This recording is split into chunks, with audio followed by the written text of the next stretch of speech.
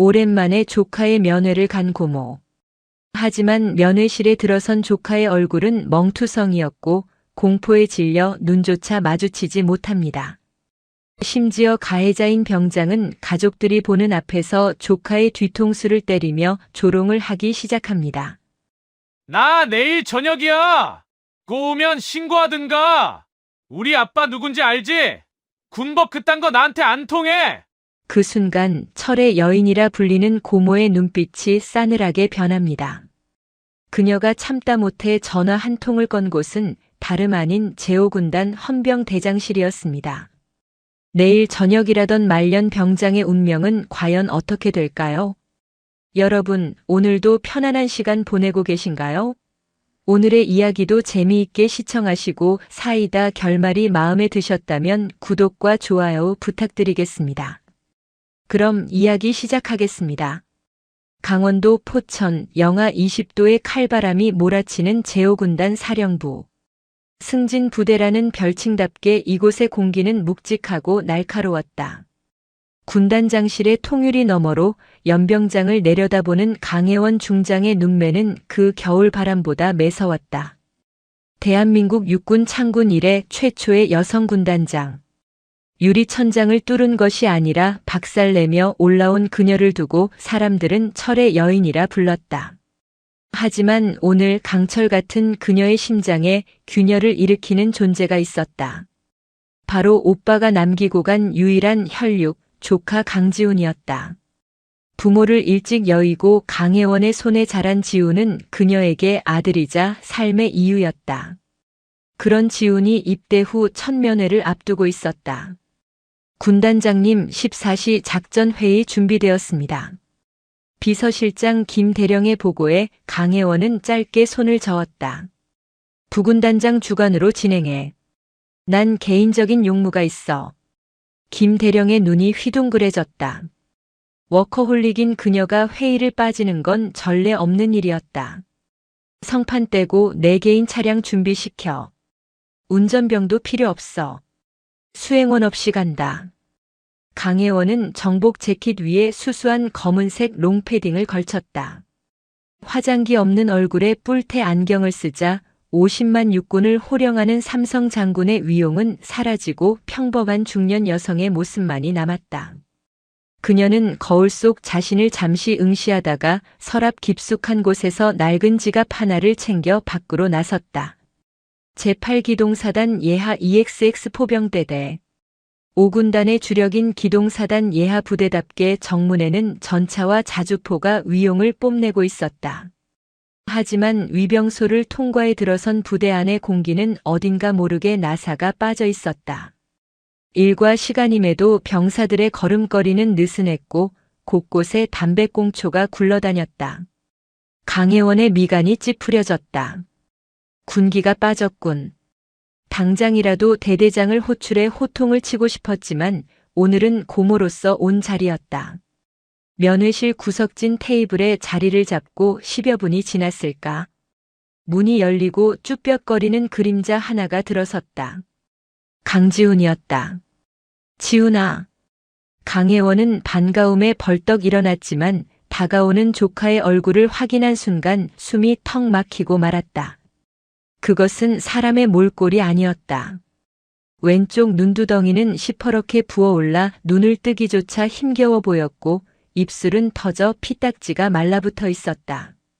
군복 소매 밖으로 드러난 손등에는 담뱃불로 지진 듯한 화상 자국이 선명했다. 무엇보다 강혜원을 절망케 한 것은 지훈의 눈빛이었다. 총기 넘치던 명문대생의 눈빛은 온데간데 없고 도살장에 끌려온 짐승처럼 공포와 체념만이 가득했다. 고모. 지훈의 목소리는 갈라져 있었다. 강혜원은 떨리는 손으로 지훈의 손을 낚아챘다. 손이 얼음장처럼 차가웠다. 이게 무슨 꼴이야? 누가 그랬어? 훈련하다 다친 거 아니지? 사실대로 말해. 강혜원의 추궁에 지훈은 황급히 고개를 숙이며 시선을 피했다. 아닙니다. 작업하다가 자재에 부딪혔습니다. 진짜 괜찮습니다. 강지훈. 나 군인이야. 내가 덮는다고 덮어질 것 같아? 작업하다 생긴 상처랑 맞아서 생긴 상처를 내가 구분 못할 것 같니? 그때였다. 면회실 문이 쾅 하고 열리더니 전투복 상의 단추를 풀어 헤친 병장 하나가 껄렁하게 들어왔다. 모자는 삐딱하게 걸쳤었고 입에는 껌을 질겅거리고 있었다. 명찰에는 마동철이라는 이름이 박혀 있었다. 어이 강지훈. 면회 왔다며? 꿀빠니까 좋냐? 마동철은 지훈을 보자마자 비릿한 조소를 날리며 다가왔다. 지훈은 조건반사적으로 자리에서 벌떡 일어나 부동자세를 취했다. 이병 강지훈. 앉아 새끼야. 누가 일어서래? 아주 빠져가지고. 마동철은 지훈의 옆자리에 털썩 주저앉더니 손바닥으로 지훈의 뒤통수를 짝 소리나게 갈겼다. 강혜원의 눈앞에서 벌어진 일이었다. 그녀의 눈동자가 파르르 떨렸다. 야, 근데 이 아줌마는 누구냐? 엄마는 없고 고모라 그랬나? 마동철의 시선이 강혜원에게 꽂혔다. 그 눈빛에는 경멸과 무시가 가득했다. 아줌마 빈손으로 왔어요?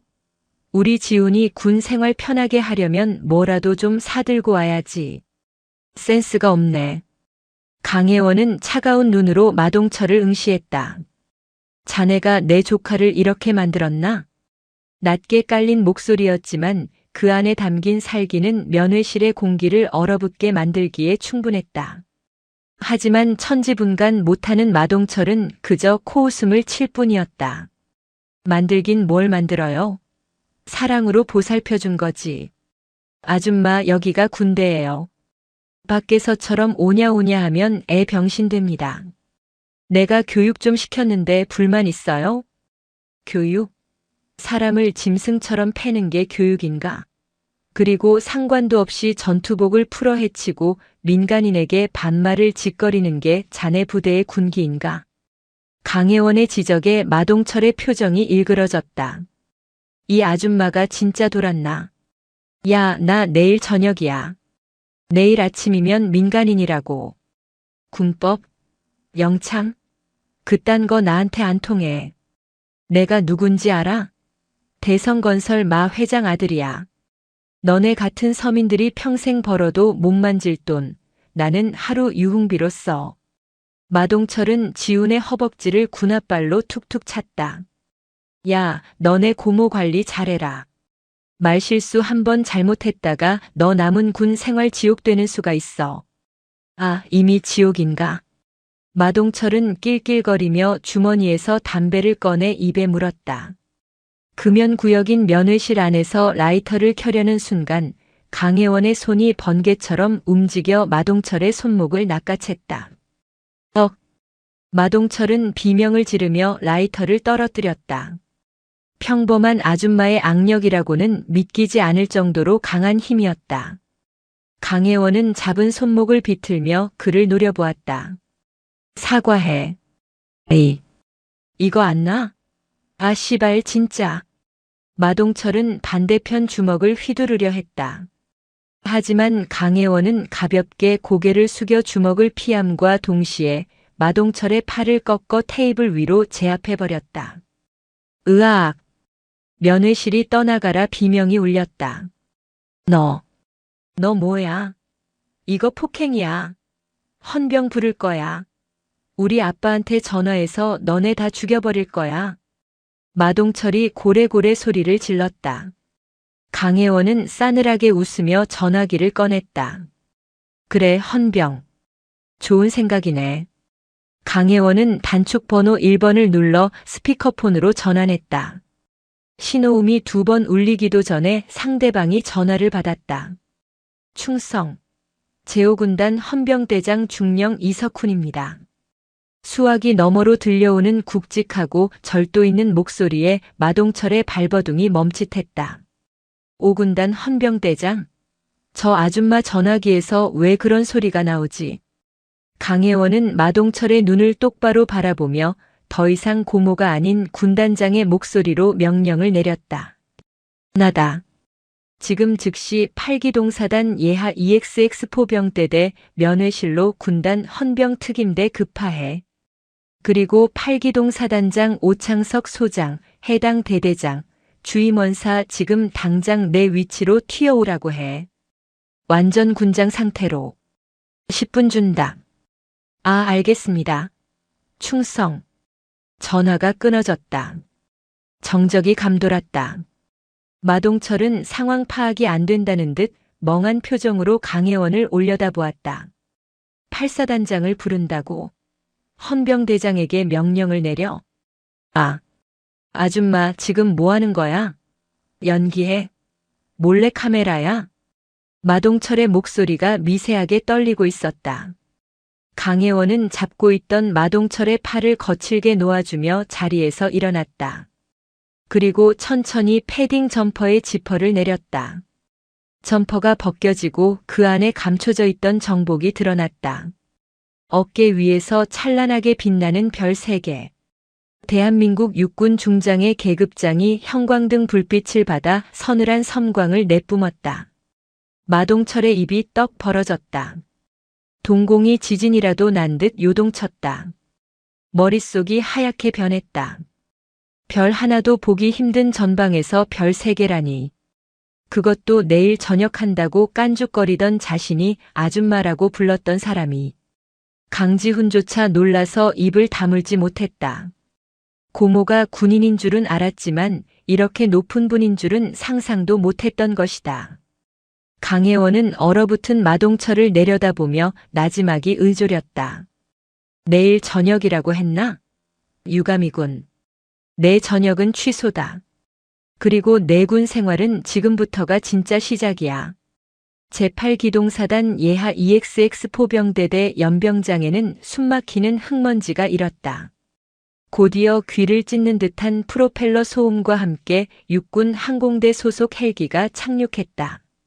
로터바람에 주변의 현수막이 뜯겨나갈 듯 펄럭였다. 헬기 문이 열리고 별 2개가 박힌 베레모를 쓴 제8기동사단장 오창석 소장이 뛰어내렸다. 그의 뒤로 주임원사와 전속부관이 사색이 된 얼굴로 뒤따랐다. 오창석 소장은 5군단 내에서도 독사라 불릴 만큼 깐깐하고 빈틈없는 지휘관이었지만 지금 그의 얼굴에는 핏기 하나 없었다. 직속상관인 5군단장이 그것도 예고 없이 예하 대대 면회실에 나타나 완전 군장 호출을 했다는 건 군 생활 30년 만에 처음 겪는 비상사태였다. 오 소장은 헌병들의 호의를 받으며 면회실로 질주했다. 면회실 문을 열고 들어선 순간 그는 자신의 눈을 의심했다. 바닥에는 오줌을 지린 채 덜덜 떨고 있는 말년 병장이 널브러져 있었고 그 옆에는 얼굴이 피떡이 된 이등병이 고개를 숙이고 있었다. 그리고 그 중앙에 사복 점퍼를 벗어 던지고 정복 차림으로 팔짱을 낀 강혜원 중장이 서 있었다. 충성. 제8기동 사단장 소장 오창석. 군단장님의 호출을 받고 왔습니다. 오 소장의 우렁찬 경례 소리가 면회실 유리를 진동시켰다. 하지만 강혜원은 경례를 받아주지 않았다. 그저 싸늘한 시선으로 오 소장의 눈을 뚫어지라 응시했다. 그 3초간의 침묵이 오 소장에게는 3년처럼 느껴졌다. 식은 땀이 관자놀이를 타고 흘러내렸다. 오 소장. 예. 군단장님. 자네 사단 구호가 뭔가? 돌격입니다. 돌격? 웃기는군. 자네 부대 병사들은 적진이 아니라 후임병의 안면을 향해 돌격하나? 강혜원의 비수 같은 일깔에 오 소장의 입술이 파르르 떨렸다. 그녀는 턱짓으로 바닥에 웅크린 강지훈 이등병을 가리켰다. 내 조카다. 오 소장의 동공이 지진이라도 난 듯 흔들렸다. 이미 도착해 벽에 붙어있던 대대장 김철수 중령은 혼이 나간 표정이었다. 군단장의 조카가 자신의 사단에서 그것도 가장 악질적인 가혹 행위를 당했다는 사실. 이것은 단순한 사고가 아니라 보직 해임을 넘어 군복을 벗어야 할 수도 있는 초대형 악재였다. 면목. 없습니다. 면목? 자네가 지금 챙겨야 할 건 면목이 아니라 사태 파악이야. 헌병대 투입됐나? 예. 5군단 헌병 특임대가 현재 위병소를 통제하고 대대 전체를 봉쇄했습니다. 좋아. 지금 이 시간부로 EXX대대 전 병력 생활관 대기시켜. 간부들은 전부 행정반에 집합시키고 휴대전화 압수해. 그리고 저 쓰레기. 강혜원은 턱으로 마동철을 가리켰다. 마동철은 이제 공포를 넘어선 상태였다. 눈앞에 투스타 사단장이 쩔쩔매는 모습을 보자 자신의 저녁이라는 단어는 휴지 조각보다 가볍게 느껴졌다. 끌고 가. 헌병대 유치장에 쳐넣어. 아직 전역 명령 안 떨어졌으니 군인 신분이다. 군 형법상 특수폭행, 상관 모욕, 하극상 혐의로 긴급 구속 수사한다. 변호사 접견, 가족면회, 일절 금지다. 내가 직접 신문할 때까지 물 한 모금 주지 마. 살려주십시오. 제가 잘못했습니다. 군단장님, 한 번만. 으악. 마동철이 강혜원의 바짓가랑이를 잡으려 손을 뻗었지만 들이닥친 헌병 특임대원들이 그의 양팔을 꺾어 제압했다. 개처럼 끌려나가는 마동철의 비명소리가 복도 끝으로 멀어져 갔다. 강혜원은 멍하니 서 있는 지훈에게 다가가 무릎을 굽히고 눈높이를 맞췄다. 지훈아. 예. 고모. 많이 무서웠지. 미안하다. 고모가 너무 늦게 알았어. 그녀는 손수건을 꺼내 지훈의 터진 입술을 조심스럽게 닦아주었다. 천하의 군단장이 흘리는 눈물 한 방울이 지훈의 손등에 떨어졌다. 그제야 긴장이 풀린 지훈은 참았던 울음을 터뜨렸다. 고모. 저 진짜 죽고 싶었습니다. 강혜원은 지훈을 다독이며 눈빛을 번뜩였다. 슬픔은 잠시였다. 이제는 분노를 집행할 시간이었다. 그녀는 다시 일어섰다. 오 소장, 그리고 김중령. 예. 군단장님. 단순히 병사 개인의 일탈로 꼬리 자르기 할 생각 마라. 내 조카가 이 지경이 될 때까지 간부들이 몰랐을 리 없어. 묵인했거나 동조했거나 아니면 더 더러운 무언가가 있겠지. 5군단 감찰부, 법무부, 헌병대 싹 다 투입해서 이 대대 밑바닥까지 뒤집어. 먼지 한 톨이라도 나오면 자네들 옷벗을 각오해야 할 거야. 그날 밤 제5군단의 밤은 그 어느 때보다 뜨거웠다. EXX대대의 모든 생활관은 군단 헌병들에 의해 낱낱이 수색되었다. 관물대, 침상 및 천장 텍스까지 뜯어내며 찾아낸 것은 충격적이었다. 마동철의 관물대 깊숙한 곳에서는 병사들에게서 갈취한 것으로 보이는 현금 뭉치와 대포폰, 그리고 정체를 알 수 없는 거래 장부가 발견되었다. 헌병대 취조실. 마동철은 신문 의자에 묶인 채 덜덜 떨고 있었다. 5군단 헌병 수사관은 자비가 없었다. 책상 위에 놓인 장부를 던지며 수사관이 물었다. 이거 뭐야? 병사들한테 뜯은 돈 어디로 보냈어? 내가 다 쓴 거 아니잖아. 전 모릅니다. 그냥 애들이 객출한 겁니다. 아직도 상황 파악이 안 되나 보네. 너 지금 특수폭행, 공갈, 협박 혐의야. 군사재판 가면 징역 5년은 기본이라고. 근데 이 장부 상납 내역이지? 이거 불면 정상 참작 여지라도 있어. 누구한테 줬어? 행보관? 중대장? 마동철은 입술을 깨물었다.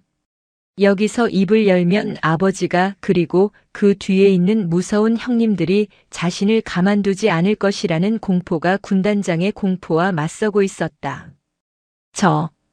저희 아버지한테 전화 한 통만 하게 해주십시오. 대성건설 마갑수 회장입니다. 아버지가 오시면 다 해결. 야, 이 미친 새끼야.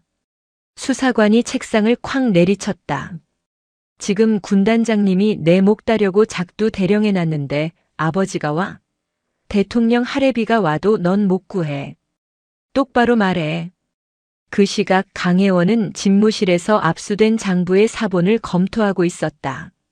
상납이라는 단어가 뇌리에 박혔다.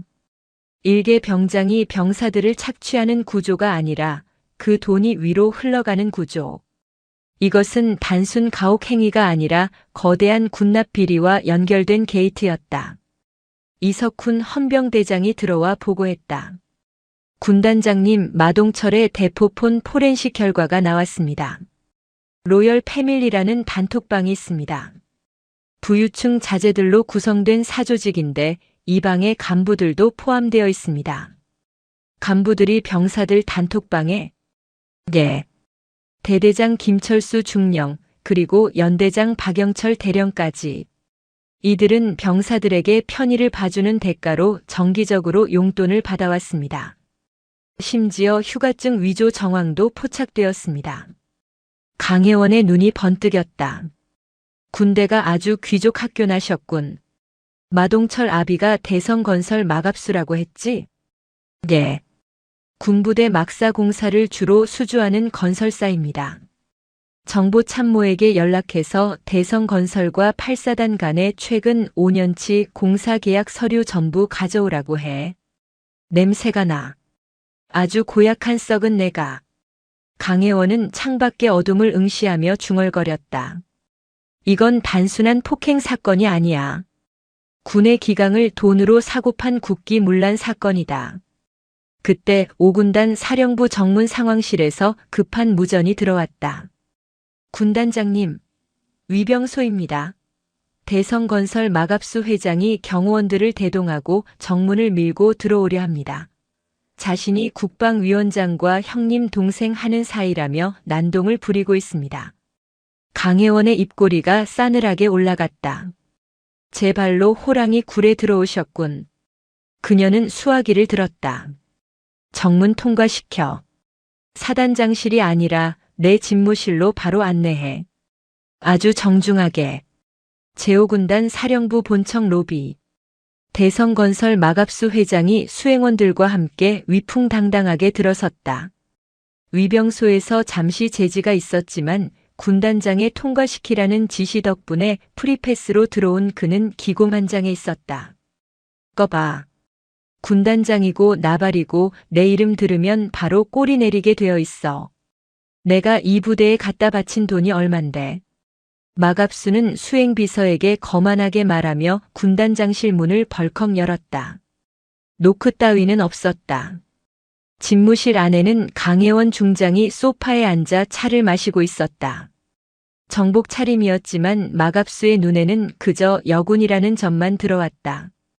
어이 군단장, 당신이야? 내 아들 영창 보낸 게? 마갑수는 다짜고짜 반말을 내뱉으며 소파 맞은편에 털썩 주저앉았다. 다리를 꼬고 수행비서에게 눈짓하자 비서가 1억 원짜리 수표가 꽂힌 봉투를 테이블 위에 올렸다. 자, 받으쇼. 우리 애가 실수 좀 한 것 같은데 이걸로 피해자 치료비하고 남는 건 부대 회식이나 해. 그리고 우리 애는 오늘 바로 풀어주고 내일 저녁이니까 조용히 넘어갑시다. 강혜원은 찻잔을 천천히 내려놓았다. 그리고 마갑수를 향해 서늘한 눈빛을 보냈다. 마갑수 씨, 여기가 어딘지 알고 오셨습니까? 어디긴 어디야, 군부대지. 내가 국방위원장이랑 형 동생 하는 사이야. 당신 별 하나 더 달고 싶으면 눈치껏 행동해. 강혜원은 피식 웃었다. 뇌물 공여 의사표시. 증거 확보됐군. 그녀가 손가락을 튕기자 집무실 구석에 가려져 있던 커튼이 걷히며 이석훈 헌병대장과 군단 법무참모가 캠코더를 들고 걸어 나왔다. 모든 대화가 녹화되고 있었다. 마갑수의 얼굴이 굳어졌다. 뭐야? 함정 수사야? 함정이 아니라 범죄 현장 체증입니다. 회장님 들어오실 때 위병소 초병 밀치고 욕설하셨죠? 그리고 지금 저에게 뇌물을 건네셨고요. 강혜원은 자리에서 일어나며 법무참모에게 지시했다. 포천경찰서장에게 연락해. 민간인 마갑수를 군형법 제54조 초병 폭행 및 군사기지 보호법 위반, 그리고 뇌물공여 혐의로 고발한다고 통보해. 헌병대 인계하에 지금 당장 연행에 가라고 해. 경찰? 불러. 서장이 내 고향 후배야. 전화 한 통이면 끝날 일을 가지고 핏대 세우기는. 마갑수는 코웃음을 치며 휴대폰을 꺼내려 했다. 하지만 강혜원은 그 틈을 주지 않았다. 이석훈 중령. 예. 군단장님. 현행범이다. 경찰 도착할 때까지 신병 확보해. 저항하면 제압하고. 예. 이석훈 헌병대장과 헌병들이 마갑수의 양팔을 낚아챘다. 이거 안 나? 내가 누군지 알아. 야, 너네 다 죽었어. 30분 후 포천경찰서장이 땀을 뻘뻘 흘리며 군단장실로 달려왔다. 그는 마갑수와 강혜원 사이에서 어쩔 줄 몰라 했다. 아니, 군단장님. 회장님이 초병을 좀 밀친 거 가지고 구속까지는 그냥 훈방으로 하시죠. 제가 잘 타이르겠습니다. 서장은 은근슬쩍 마갑수 편을 들었다. 강혜원은 차가운 눈으로 서장을 쏘아봤다. 서장님, 군형법상 초병 폭행은 5년 이하의 징역입니다. 벌금형도 없는 중범죄입니다. 그런데 타이른다? 지금 직무 유기하시는 겁니까? 아니, 그게 아니라 제가 확보한 CCTV와 뇌물 공여 영상, 지금 당장 언론에 뿌릴까요? 경찰서장, 재벌 회장 범죄 눈 감아주다. 내일 조간신문 헤드라인으로 딱 좋겠군요. 경찰서장의 등골이 서늘해졌다. 상대는 장난이 아니었다. 진짜로 터뜨릴 기세였다. 마 회장 라인을 탔다가는 자기 목까지 날아갈 판이었다. 알겠습니다. 법대로 하겠습니다. 서장은 떨리는 손으로 수갑을 꺼냈다. 마갑수 씨, 당신을 초병 폭행 및 뇌물 공여 혐의로 현행범 체포합니다. 야, 김 서장, 너 미쳤어? 죄송합니다, 형님. 상황이 안 좋습니다. 철컹. 마갑수의 손목에 수갑이 채워졌다. 끌려나가며 고래고래 소리를 지르는 마갑수를 뒤로 하고 강혜원은 다시 찻잔을 들었다. 차는 아직 식지 않았다. 법대로 하는 게 이렇게 쉬운 걸 그동안 왜 안 했을까? 그녀의 혼잣말이 집무실에 무겁게 내려앉았다. 마갑수 회장의 구속은 신호탄에 불과했다. 강혜원은 쉴 틈 없이 다음 단계로 넘어갔다. 마동철의 휴대폰과 압수된 장부에서 나온 로열 패밀리의 실체는 상상을 초월했다. EXX 포병대대뿐만 아니라 8기동사단 전체가 뇌물 카르텔에 오염되어 있었다. 군단장님, 자금 흐름을 추적했습니다. 종착지가 나왔습니다. 이석훈 헌병대장이 태블릿 PC를 내밀었다. 장부에 적힌 이니셜 PYC, 그리고 그 옆에 적힌 금액 10억. PYC, 8사단 포병여단장 박영철 대령이군. 네. 박 대령이 대성건설로부터 뇌물을 받고 군 부진의 공사를 수의계약으로 몰아준 정황이 포착되었습니다. 그리고 이석훈이 잠시 망설이다 말을 이었다. 그 돈의 일부가 호국안 보장학재단이라는 곳으로 흘러들어갔습니다. 장학재단? 네. 표면적으로는 군인 자녀 장학금을 주는 단체인데 이사장이 마갑수 회장입니다. 그리고 이 재단의 고문으로 있는 사람이. 강혜원은 화면을 넘겨 고문 명단을 확인했다. 장태산 국방부 정책실장, 국가안보실장. 강혜원의 손끝이 미세하게 떨렸다. 장태산. 20년 전 그녀의 오빠 강철우 소령이 방산 비리를 내부 고발하려다 의문이 사고사로 위장되어 죽었을 때 당시 그 부대의 사단장이었던 인물. 오빠의 죽음을 단순 졸음운전으로 덮어버리고 승승장구하여 지금은 대한민국 안보 권력의 정점에 선 남자. 역시 연결되어 있었어. 강혜원은 직감했다. 마동철 사건은 우연히 터진 뇌관이었다.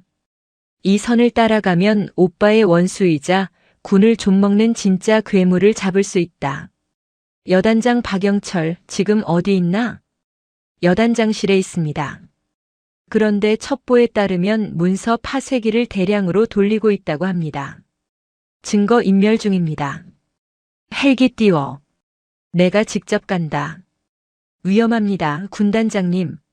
박 대령은 다혈질입니다. 무장하고 저항할 수도 있습니다. 내 부하가 범죄를 저지르는데 내가 뒤에 숨어 있어? 5군단 헌병 특임대 무장시켜서 따라와. 박영철이 내 앞에 무릎 꿇게 만든다. 잠시 후 강혜원을 태운 헬기가 포병여단 연병장에 착륙했다. 흙먼지를 뚫고 내린 강혜원은 헌병들을 대동하고 여단 본청으로 질주했다. 여단장실 앞을 지키던 당번병이 경례할 새도 없이 강혜원은 군홧발로 문을 박차고 들어갔다. 박영철. 여단장실 안은 매캐한 종이 타는 냄새와 파쇄기 소음으로 가득했다. 박영철 대령은 서류 뭉치를 파쇄기에 집어넣다 말고 소스라치게 놀라 돌아보았다. 군단장님?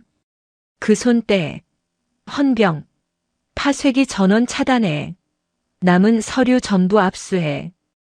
헌병들이 달려들어 박 대령을 밀쳐내고 남은 서류를 확보했다. 박 대령은 털썩 주저앉았다. 책상 위에는 아직 처리하지 못한 진급 청탁 리스트가 산더미처럼 쌓여 있었다. 강혜원은 그중 하나를 집어들었다. 마갑수의 돈이 장학재단을 거쳐 어디로 갔는지 적나라하게 적힌 메모였다. 장 실장님 5억 전달 완료. 차기 총장 인사청탁건. 박영철. 내 놈이 군인이냐? 진급에 눈먼 장사치지. 군단장님. 살려주십시오. 위에서 시키는 대로 하지 않으면 옷 벗어야 한다고 해서. 장태산 말인가? 박 대령의 눈동자가 흔들렸다. 그 이름을 입에 올리는 것만으로도 공포를 느끼는 듯 했다. 강혜원은 박 대령의 멱살을 잡고 일으켜 세웠다. 선택해.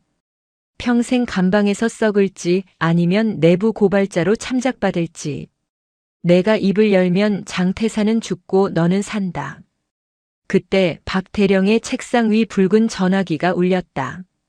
발신자 표시창에 뜬 이름. 국가안보실. 강혜원은 박 대령을 노려보며 턱짓했다. 받아. 스피커폰으로. 박영철 대령은 떨리는 손으로 수화기를 들었다. 스피커폰 너머로 건조하고 날카로운 목소리가 들려왔다. 박 대령, 나 김태호 행정관이야. 실장님 지시다.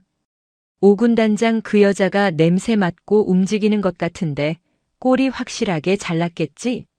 장부랑 하드디스크 처리 안 되면 자네 가족들까지 무사하지 못할 거야. 알지? 강혜원의 주먹이 꽉 쥐어졌다. 가족을 들먹이며 협박하는 짓거리. 20년 전 오빠를 죽음으로 몰고 갔던 수법 그대로였다. 그녀는 박 대령에게 눈짓으로 대답하라고 신호를 보냈다. 네. 처리했습니다. 걱정 마십시오. 좋아. 당분간 몸살이고 있어. 강혜원 그 여자는 우리가 알아서 처리할 테니까. 전화가 끊어졌다. 강혜원은 이 통화 내용을 녹음한 헌병대장의 녹음기를 확인했다. 결정적인 증거였다.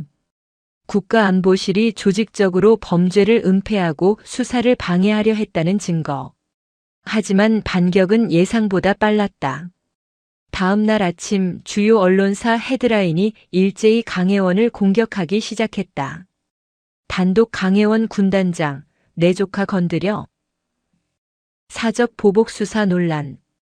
재계 반발 군단장이 무소불위 권력 휘둘러. 기업인 인권 유린.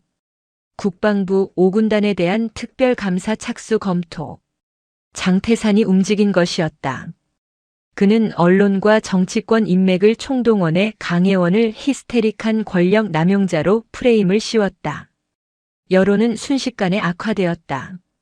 인터넷 댓글창에는 별 달았다고 눈에 뵈는 게 없냐, 군대가 개인 사병이냐는 비난이 빗발쳤다.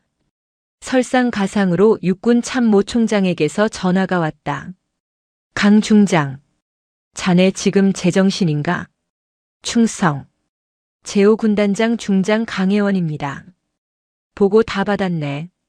민간인 회장을 구속시키고 예하 여단장을 영장도 없이 덮쳐? 자네가 지금 군 검찰이야? 경찰이야? 당장 수사 중단하고 모든 자료 육본으로 이첩해. 이건 명령이야.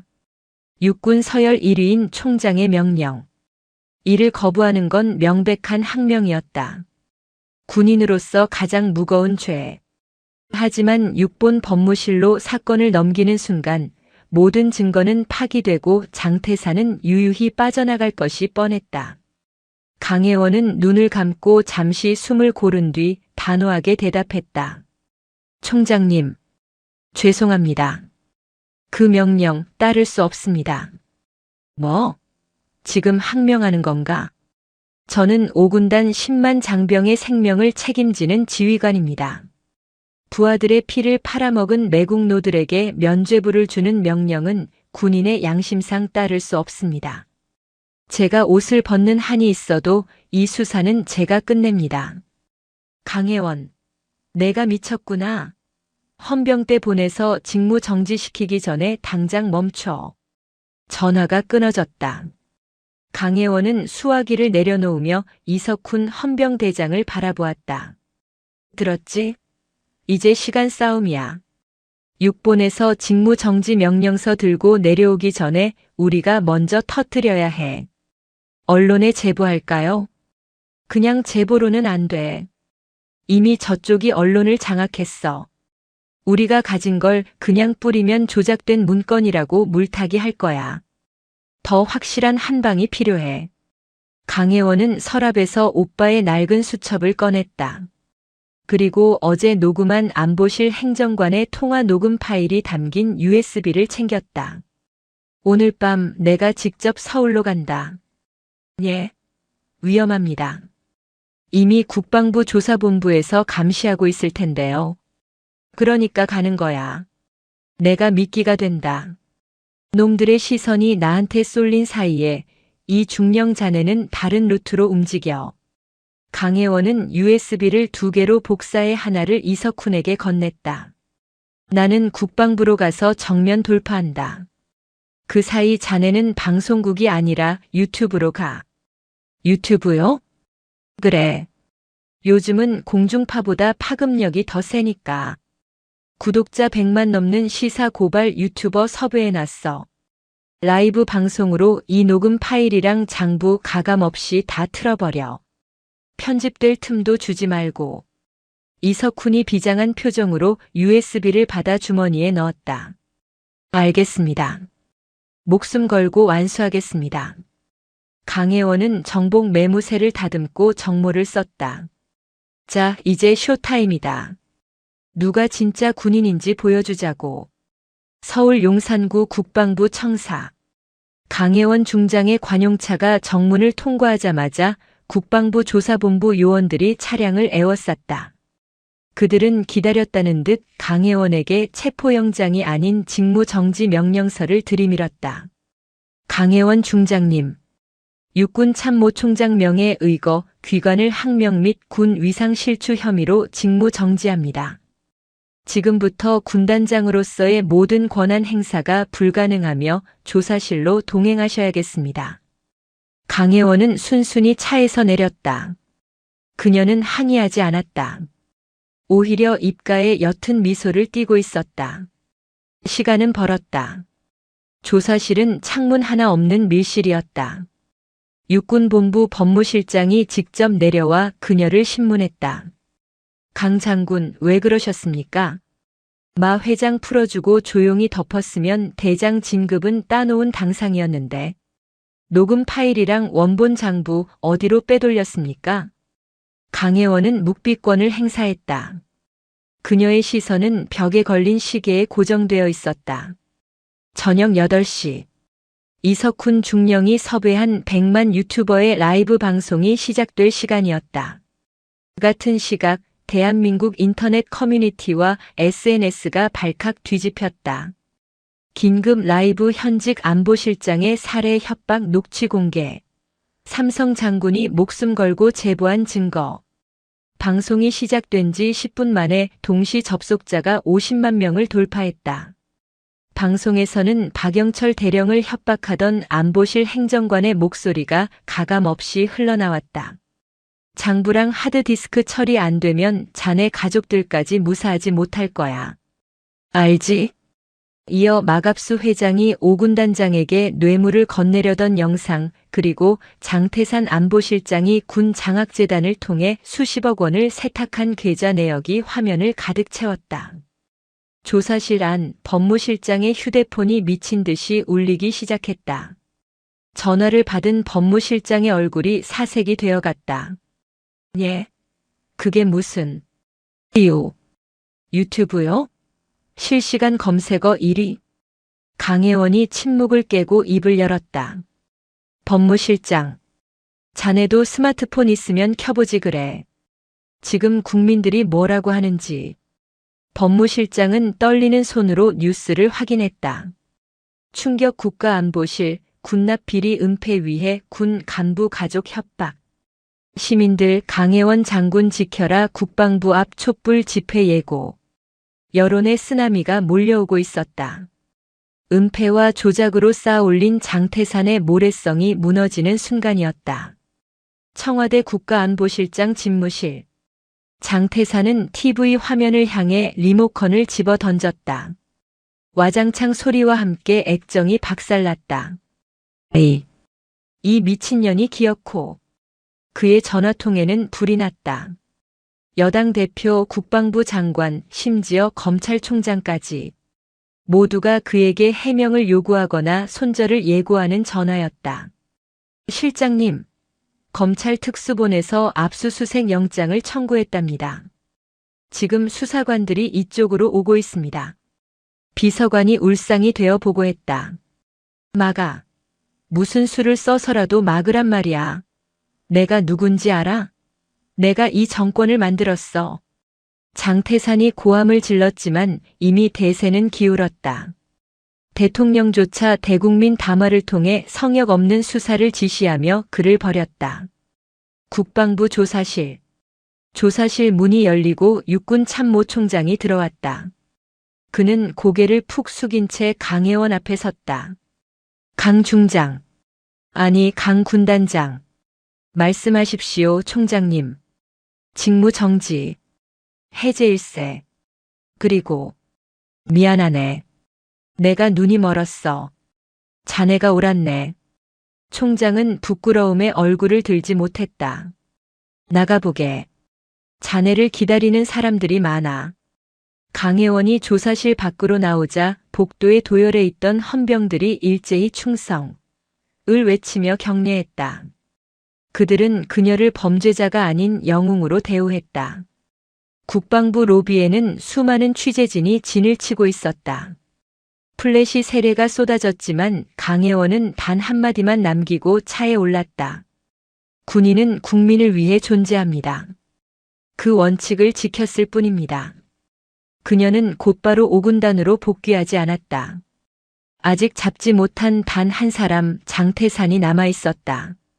이석훈 중령, 장태산 위치는 휴대폰 끄고 잠적했습니다. 그런데 정보사 쪽 라인을 통해 첩보를 입수했습니다. 오늘 오후 2시 포천에 있는 구형 예비 활주로에서 일본으로 가는 경비행기를 수배했다고 합니다. 강혜원의 눈이 매섭게 빛났다. 도망치시겠다. 어림없지. 오후 1시 50분 포천 비행장. 민간 항공 레저용으로 일부 개방된 이곳의 구석진 활주로에 세스나 경비행기 한 대가 엔진을 예열하고 있었다. 장태산은 선글라스와 마스크로 얼굴을 가린 채 초조하게 시계를 보았다. 빨리 띄워. 검찰놈들 오기 전에 떠야 한다고. 아니 손님. 관제탑에서 이륙 허가가 안 납니다.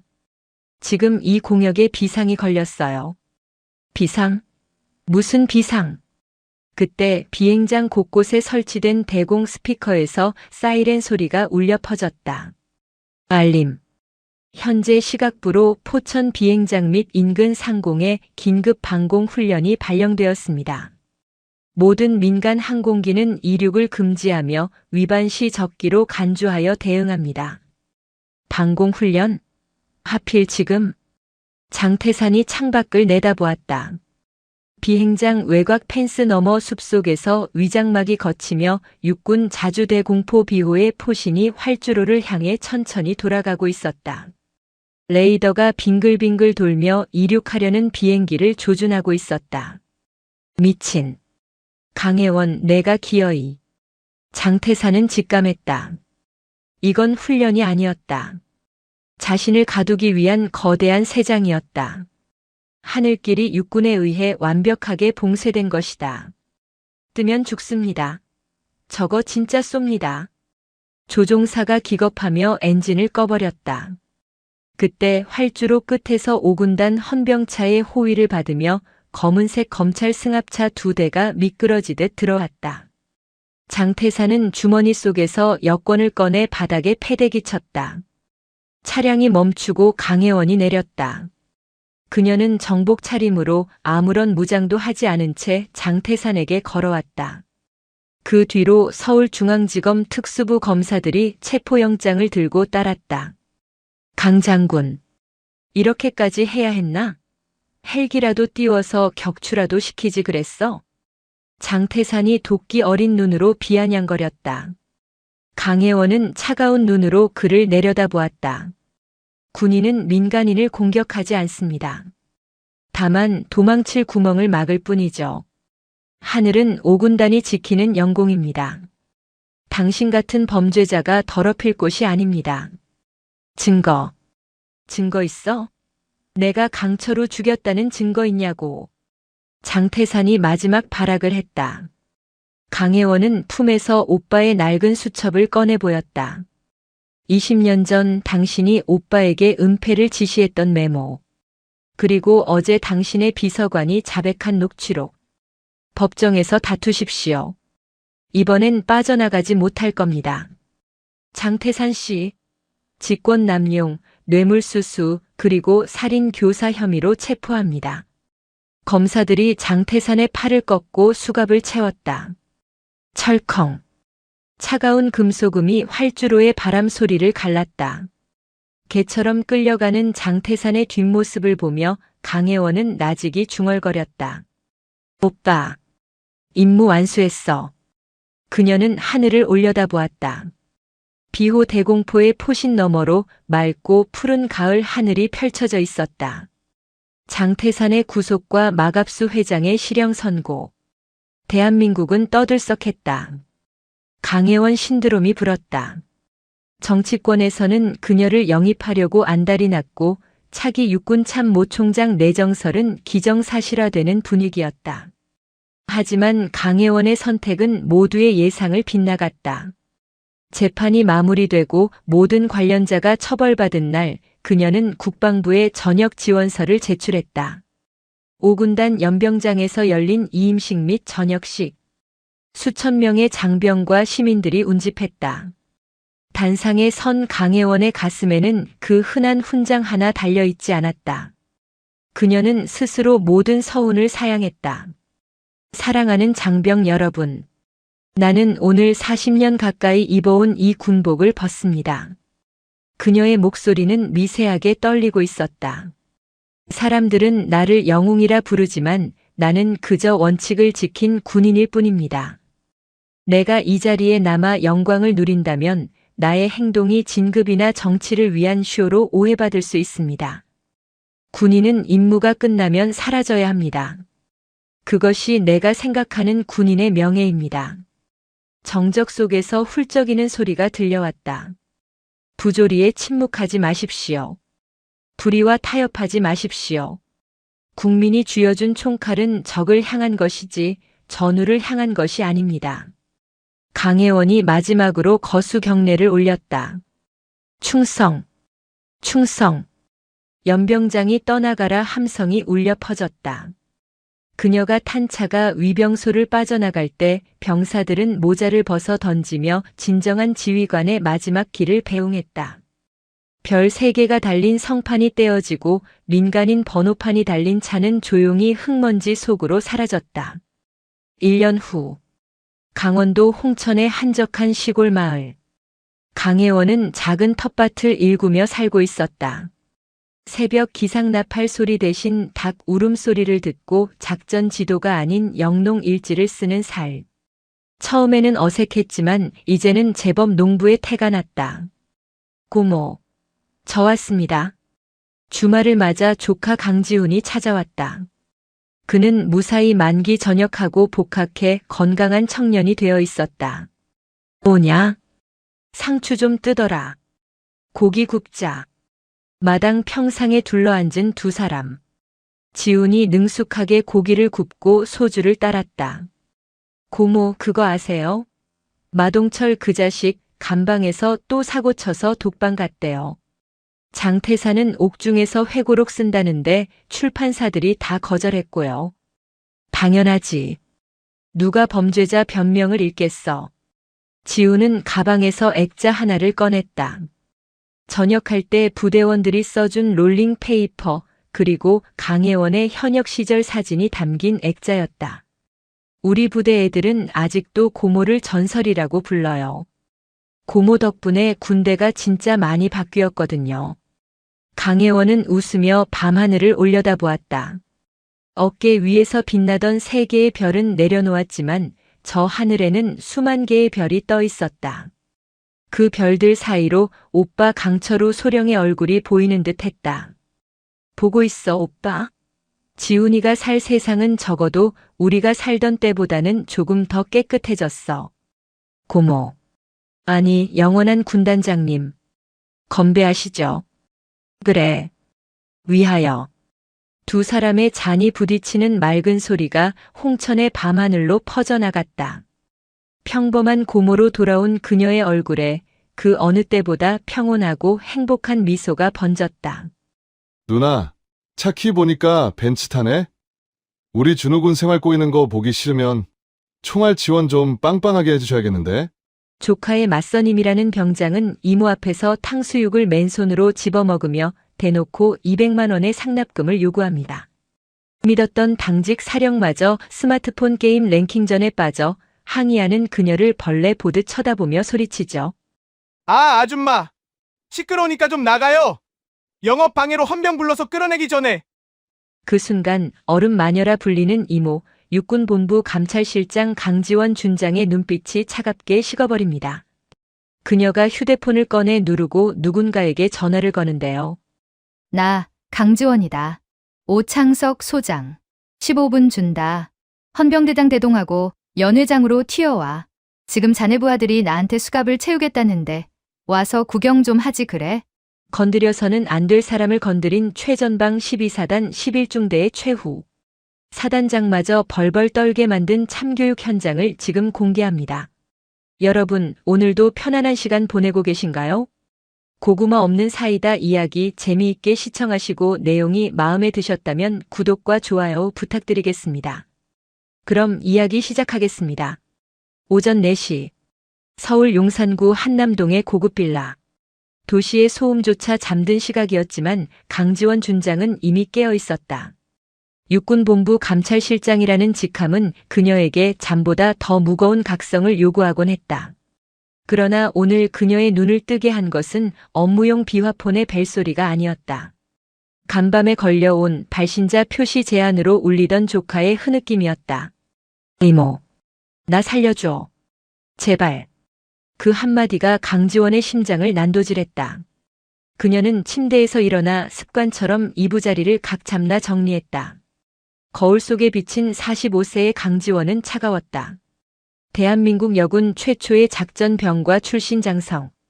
피도 눈물도 없다는 어른마녀. 그것이 그녀를 지탱해온 갑옷이었다. 하지만 지금 그 갑옷 안에 살갗은 조카의 비명에 떨고 있었다. 그녀는 드레스룸으로 향했다. 다려진 전투복 대신 짙은 네이비색 더블 브레스티드 코트와 검은색 슬랙스를 꺼냈다. 옷 매무새는 완벽해야 했다. 빈틈없는 외양은 상대에게 심리적 압박을 주는 첫 번째 무기는 감찰 장교의 기본 소양이었다. 그녀는 서랍 깊숙한 곳에서 개인용 녹음기와 소형 캠코더가 내장된 특수 안경을 챙겼다. 지원은 지하 주차장으로 내려갔다. 관용차인 K9 대신 개인 소유의 검은색 벤츠 S클래스 세단 앞에 섰다. 운전병도 부관도 대동하지 않았다. 오늘 그녀는 장군이 아닌 분노한 보호자로서 움직일 것이었다. 시동을 걸자 8기통 엔진이 맹수의 그르렁거림처럼 낮게 울렸다. 내비게이션 목적지는 강원도 인제군 서화면. 제12보병사단 을지부대 신병교육대대 면회소. 악명 높은 산악지형, 그 고립된 왕국으로 향하는 길이었다. 차는 올림픽대로를 타고 미끄러지듯 서울을 빠져나갔다. 서울 양양 고속도로에 진입하자 지원은 가속 페달을 깊게 밟았다. 속도계 바늘이 치솟았다. 그녀의 머릿속에서는 조카 박준우 이병의 목소리가 끊임없이 재생되었다. 준우는 착해 빠진 아이였다. 건축가를 꿈꾸며 설계 도면을 그릴 때 가장 행복해하던 아이. 그런 아이가 입대 3개월 만에 살려달라고 했다. 단순한 군기잡기가 아니었다. 그것은 명백한 구조 신호였다. 인제 터널을 지나자 풍경이 바뀌었다. 험준한 산세가 병풍처럼 둘러쳐진 곳. 군대라는 폐쇄성과 지리적 고립감이 결합하여 괴물을 키우기 딱 좋은 환경이었다. 지원의 눈빛이 매섭게 빛났다. 그녀는 조수석에 놓인 서류 가방을 힐끔 보았다. 그 안에는 어제 밤새 정보라를 통해 수집한 12사단 예하 부대들의 부조리 첩보 내역이 들어있었다. 아직 확인되지 않은 그러나 심증이 확실한 썩은 내들이 그 종이 뭉치에서 진동했다. 위병소가 보였다. 제12보병사단이라는 부대 마크가 선명했다. 지원은 창문을 내리지 않고 하이패스 차로를 통과하듯 그대로 면회소 주차장으로 들어갔다. 경계 근무를 서던 헌병들이 고급 세단에 등장해 당황하며 무전기를 잡는 모습이 백미러로 보였다. 지원은 차에서 내렸다. 인제의 칼바람이 코트 자락을 때렸다. 그녀는 옷깃을 여미지 않았다. 그 차가운 공기가 오히려 뜨겁게 끓어오르는 분노를 차분하게 가라앉혀 주었다. 그녀는 스마트 안경의 녹화 버튼을 눌렀다. 붉은 램프가 눈에 보이지 않게 깜빡였다. 사냥의 시작이었다. 을지회관이라 불리는 면회소는 주말을 맞아 북새통이었다. 삼겹살 굽는 냄새와 라면 냄새가 뒤섞여 묘한 비린내를 풍겼다. 지원은 인파를 헤치고 접수대로 향했다. 접수대 안쪽에는 일병 계급장을 단 행정병이 턱을 괴고 앉아 모니터를 멍하니 응시하고 있었다. 지원이 다가가도 그는 고개조차 들지 않았다. 면회 신청한다. 지원의 건조한 목소리에 일병이 귀찮다는 듯 눈알만 굴려 쳐다보았다. 키오스크 쓰세요. 저기 뒤에. 고장났더군. 수기 접수해. 지원은 턱짓으로 꺼진 키오스크를 가리켰다. 일병은 짜증 섞인 한숨을 내쉬며 서랍에서 꼬깃꼬깃한 면회 신청서를 꺼내 던지듯 내려놓았다. 작성해서 주세요. 신분증이랑. 지원은 펜을 들어 간결하게 적어 내려갔다. 관계 이모 대상 52연대 3대대 11중대 이병 박준우. 그녀는 자신의 신분증 대신 운전면허증을 제시했다. 군인 신분을 노출하는 순간 놈들은 숨을 것이다. 쥐새끼들을 잡으려면 가장 방심했을 때 목덜미를 물어야 했다. 얼마나 걸리나? 방송 나오면 오겠죠.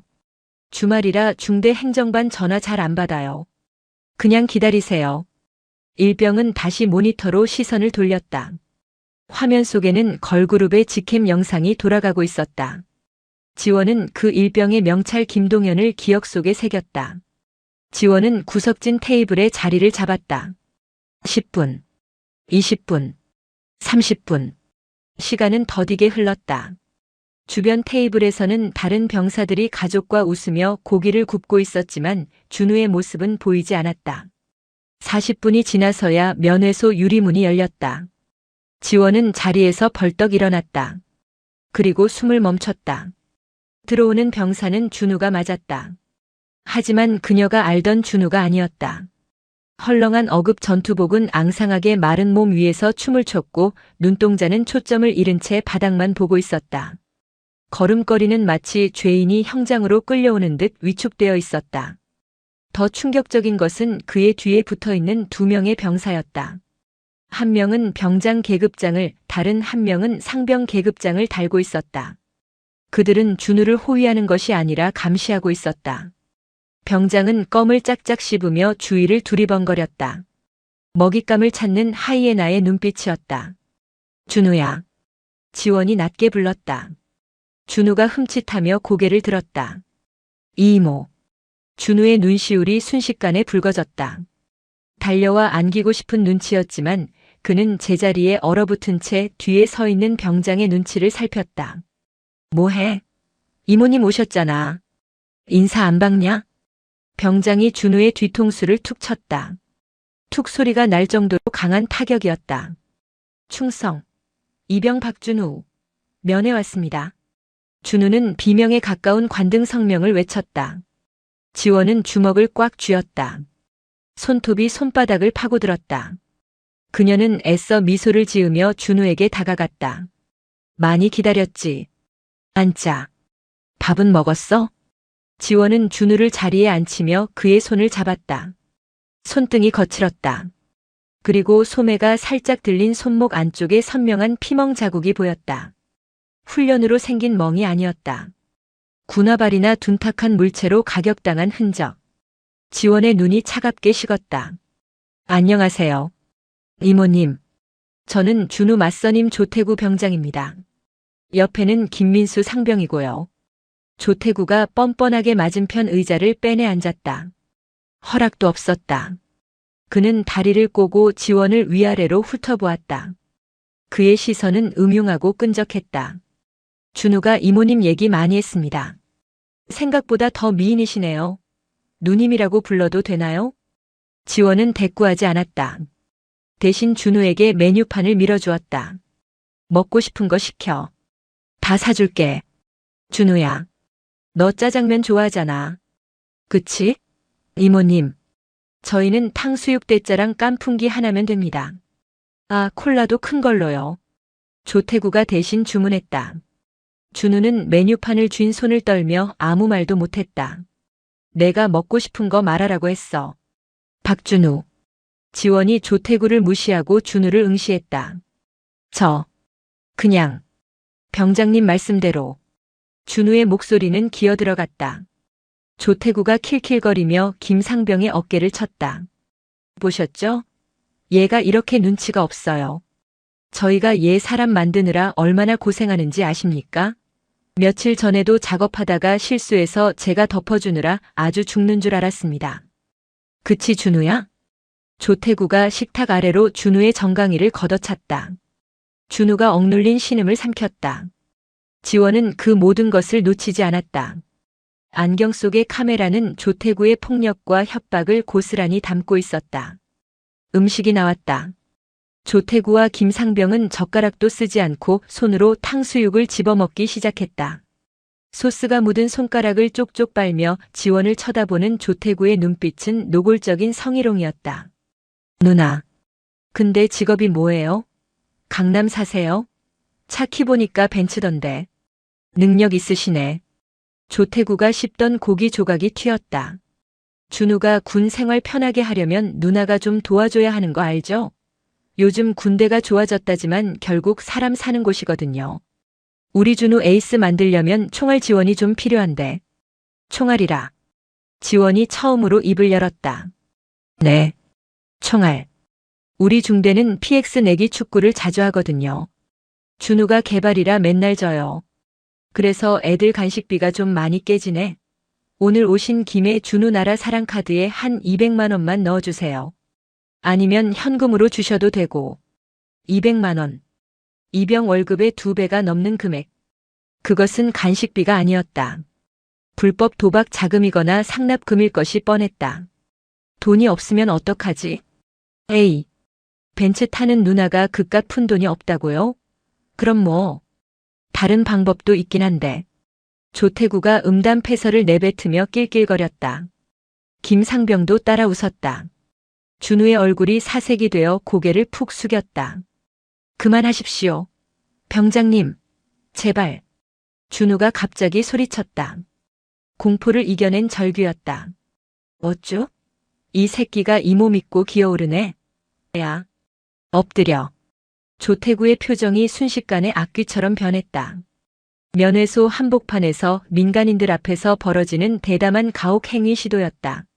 지원은 조용히 스마트폰을 꺼냈다. 지금 뭐 하는 짓인가? 지원의 목소리는 낮았지만 공간을 베어낼 듯 날카로웠다.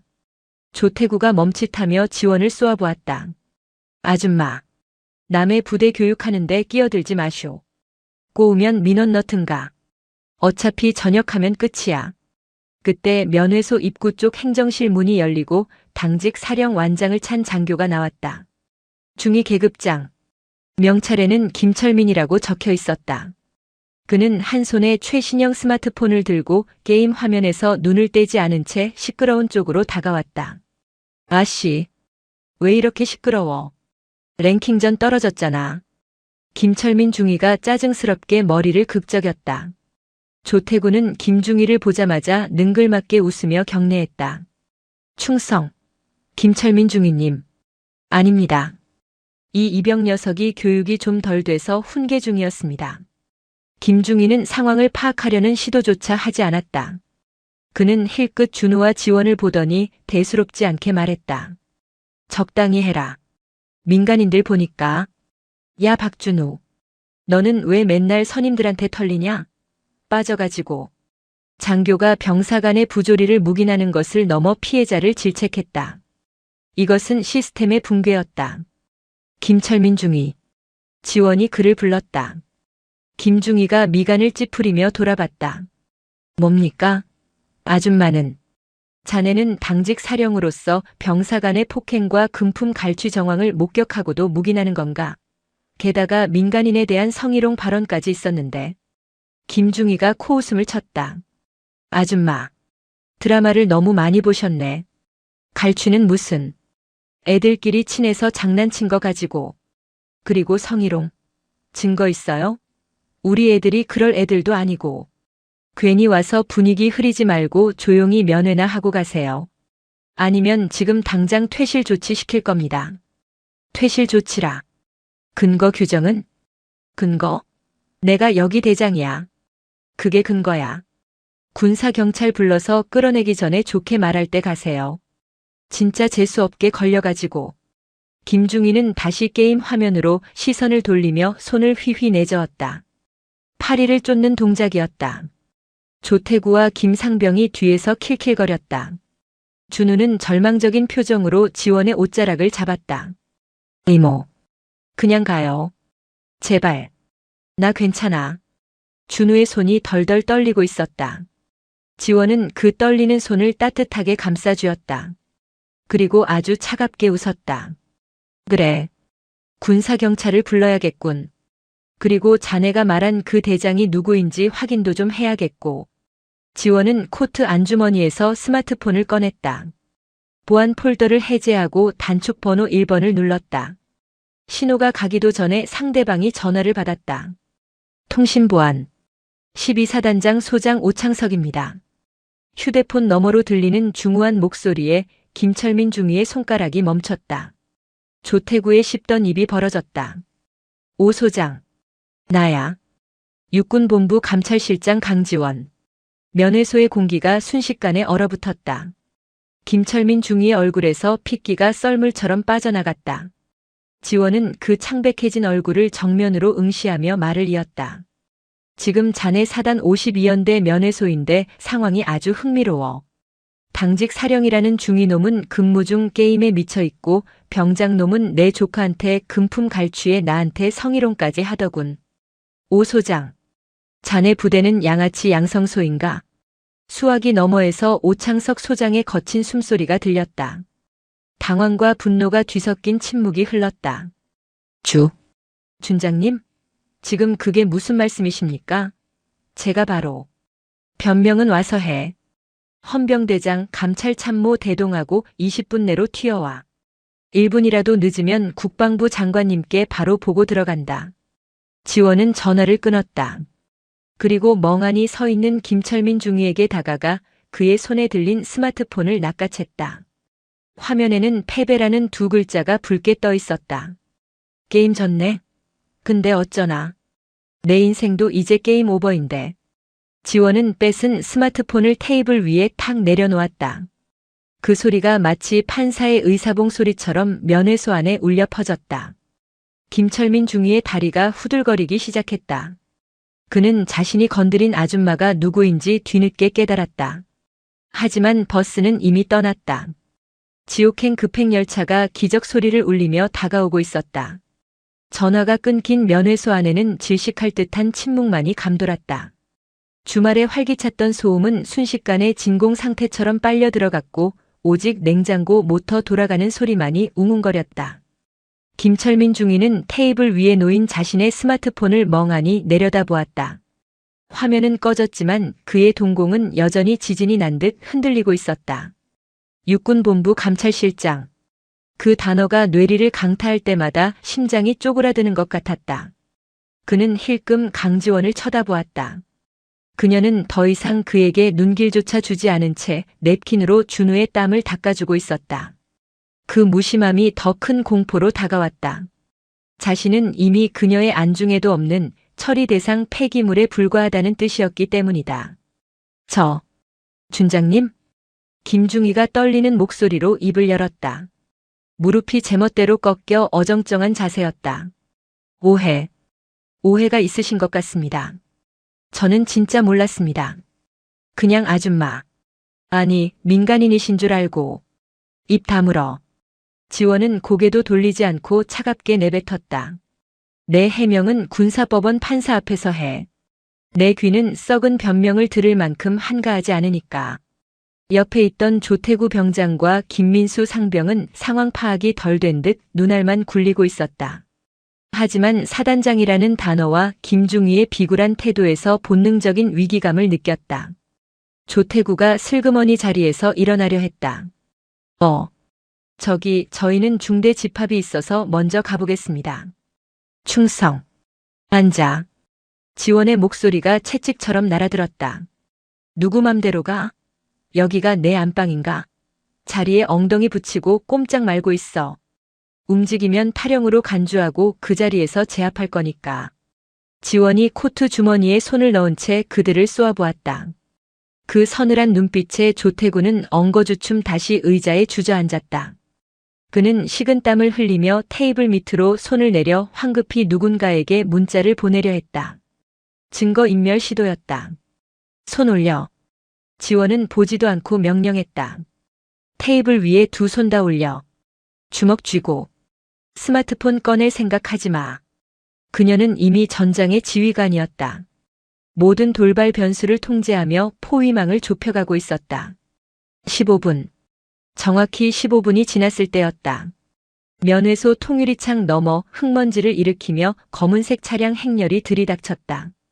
사이렌 소리는 없었지만 그 속도와 기세는 폭격기와 같았다. 선두의 검은색 제네시스 EQ900이 급정거하며 타이어 타는 냄새를 풍겼다. 번호판 대신 붙은 붉은 성판. 은색 별 두 개가 햇빛을 받아 섬광처럼 번쩍였다. 뒤이어 KO, 스타렉스, 군용 레토나 차량들이 줄지어 멈춰섰다. 차량 문이 열리기도 전에 헌병들이 뛰어내려 면회소 입구를 봉쇄했다.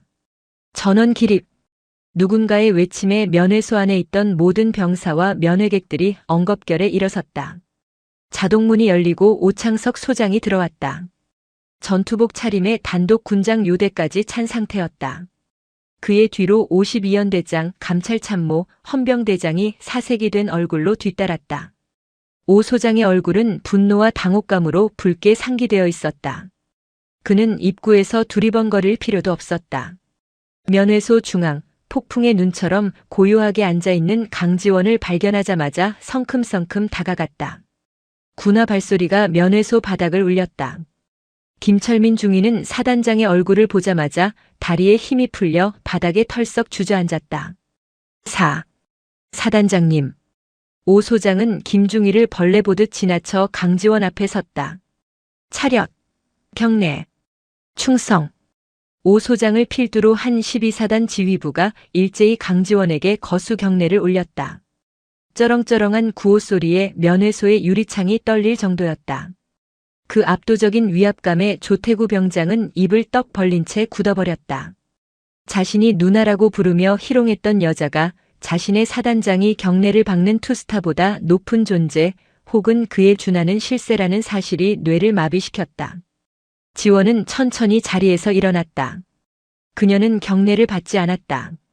대신 싸늘한 눈으로 오 소장을 내려다보았다. 오창석 소장. 17분 걸렸네. 양호해. 하지만 자네 부대 상태는 전혀 양호하지 않더군. 송구합니다. 면목 없습니다, 준장님. 오 소장은 부동자세로 고개를 숙였다. 이마에서 땀방울이 뚝뚝 떨어졌다. 내 조카 박준우 이병이야. 자네 부하들이 아주 알뜰살뜰하게 챙겨주더군. 멍이 들 때까지 때리고 월급의 2배를 상납하라고 협박하면서 말이야. 지원은 턱짓으로 바닥에 주저앉은 김철민 중위를 가리켰다. 그리고 저 당직 사령이라는 작자는 나를 아줌마라 부르며 헌병을 불러 내쫓겠다고 하더군. 게임하는데 방해된다고.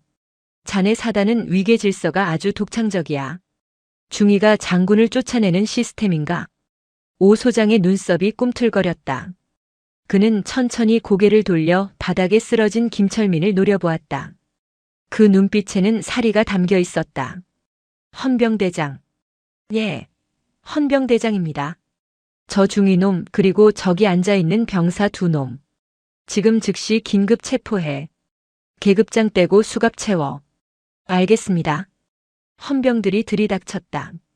김철민 중위는 비명도 지르지 못한 채 제압당했고 조태구 병장은 살려주십시오. 제가 안 그랬습니다. 라고 발버둥 쳤지만 헌병의 군홧발에 짓눌려 얼굴이 바닥에 처박혔다. 이게 끝이 아니야, 오 소장. 지원이 코트 자락을 휘날리며 앞으로 걸어 나왔다. 면회소는 빙산의 일각이지.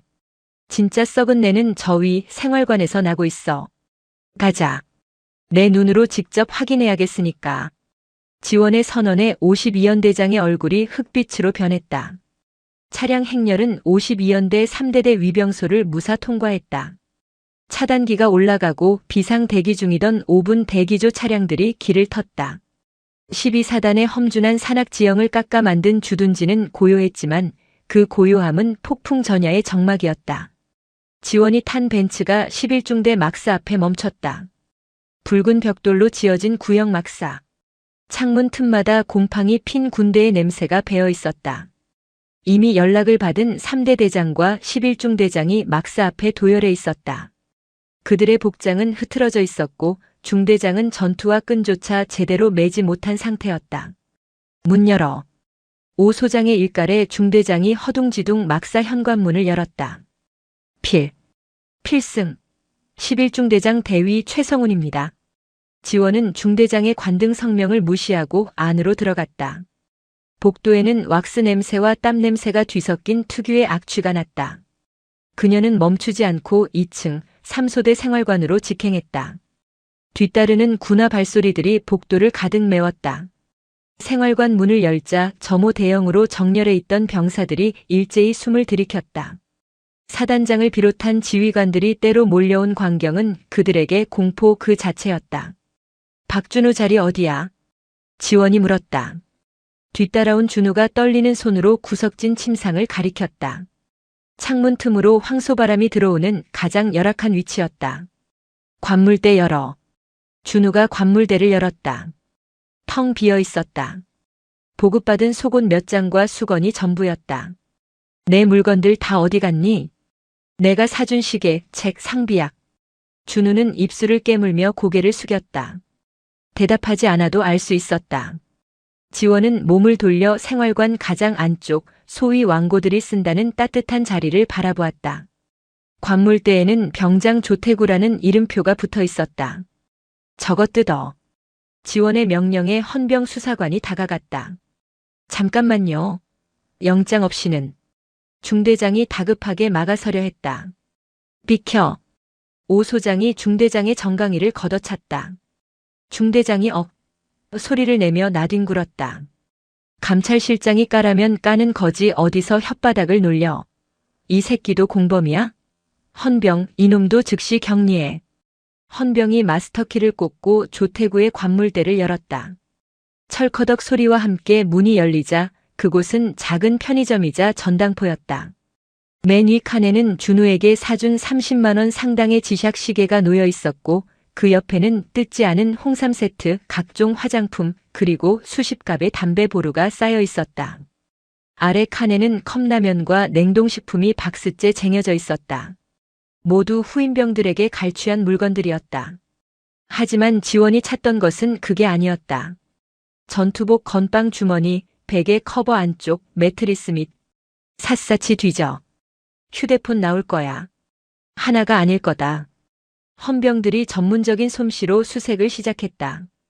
1분도 채 되지 않아 조태구의 매트리스 밑을 칼로 찢자 검은색 비닐봉지에 쌓인 스마트폰 3대가 쏟아져 나왔다.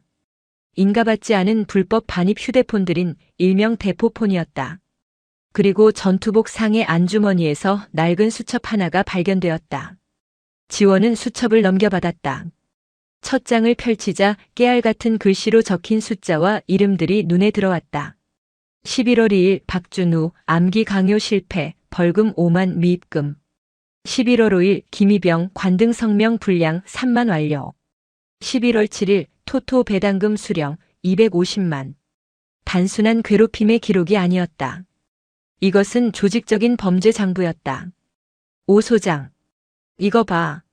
자네 부하들이 아주 사업가야. 군대에서 불법 도박 사이트 총판을 하고 있었어. 지원이 수첩을 오 소장의 가슴팍에 던지듯 건넸다. 오 소장이 수첩 내용을 확인하고는 손을 부들부들 떨었다. 사이버 수사대. 지금 당장 와서 이 폰들 포렌식 돌려. 통화 내역, 입출금 내역, 도박 사이트 접속 기록, 1분 단위로 싹 다 뽑아내. 오 소장의 고함이 생활관을 뒤흔들었다. 막사 안의 공기가 무겁게 가라앉았다. 구석에 서 있던 병사들 중 몇몇의 얼굴이 하얗게 질렸다. 조태구의 패거리들이었다. 지원은 그들의 표정 변화를 놓치지 않았다. 거기 창가 쪽에 서 있는 상병 셋. 그리고 문 옆에 병장 둘. 표정이 아주 볼만하네. 너희들도 저 장부에 지분이 좀 있나 보지. 지원이 천천히 그들에게 다가갔다. 또각거리는 구두 굽소리가 그들의 심장을 옥죄어왔다. 지금 자수하면 참작해주지. 하지만 내 힘으로 밝혀내면 너희는 전역이 아니라 교도소로 가게 될 거야. 선택해. 3초 준다. 3, 2, 접니다. 제가 시켜서 한 게 아니라 조태구 병장이 시켜서. 억지로. 상병 하나가 울음을 터뜨리며 주저앉았다.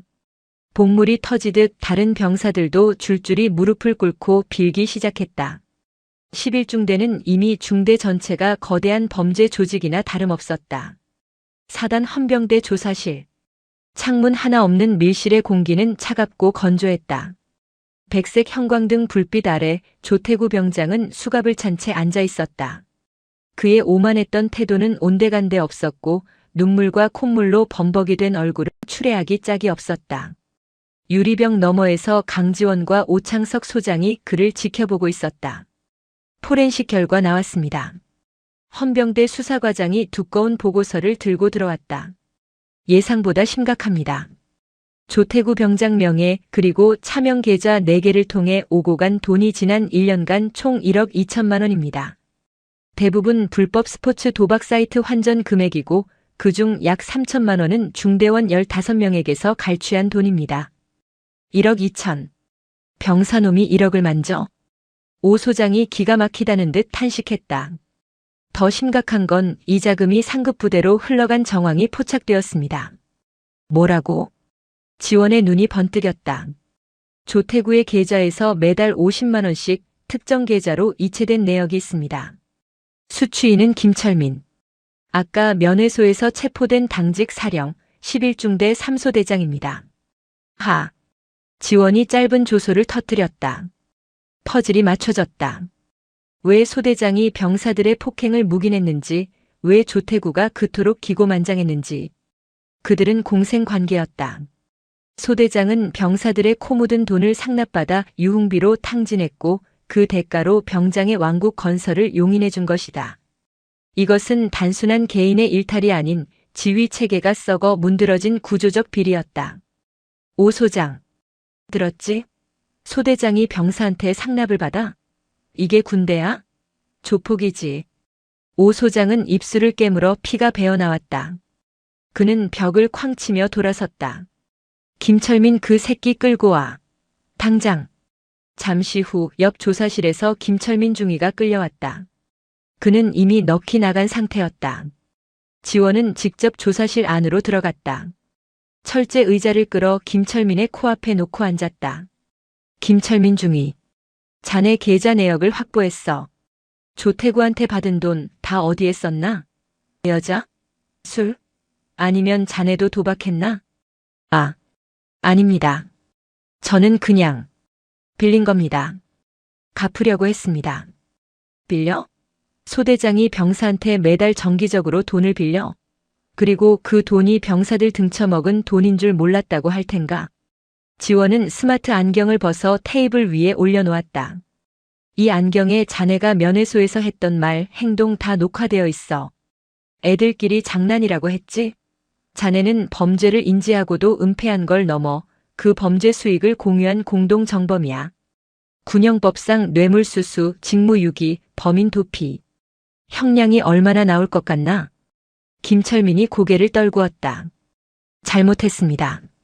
한 번만 살려주십시오.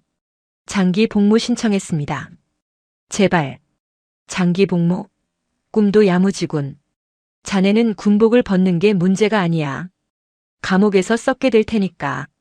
지원은 자리에서 일어났다. 그녀는 유리병 너머의 오 소장을 향해 고개를 끄덕였다. 헌병대장. 이놈들 진술서, 토시 하나 빼지 말고 다 받아. 그리고 11중 대장 행보관도 즉시 소환해. 관리감독 소홀인지 아니면 그들도 한통속인지 밝혀내.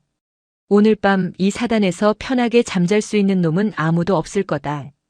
지원이 조사실을 나서자 복도에는 이미 소문을 듣고 달려온 12사단 예하부대의 모든 지휘관이 도열해 있었다. 별들의 무덤이 될지도 모르는 이 밤 강지원의 하이힐 소리만이 복도를 차갑게 울렸다. 그녀는 멈추지 않았다. 이제 겨우 1라운드가 끝났을 뿐이었다. 썩은 뿌리는 더 깊은 곳에 박혀 있었고 그녀는 그것을 송두리째 뽑아버릴 준비가 되어 있었다. 다음은 연대장실이다. 안내해. 지원의 서늘한 명령에 대령 계급장을 단 52연대장이 비틀거렸다. 새벽은 아직 멀었고 도파민은 이제 막 돌기 시작했다.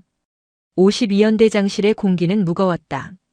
최고급 가죽 소파와 자개로 장식된 테이블이 놓인 그곳은 야전 부대라기보다 기업 임원실에 가까웠다.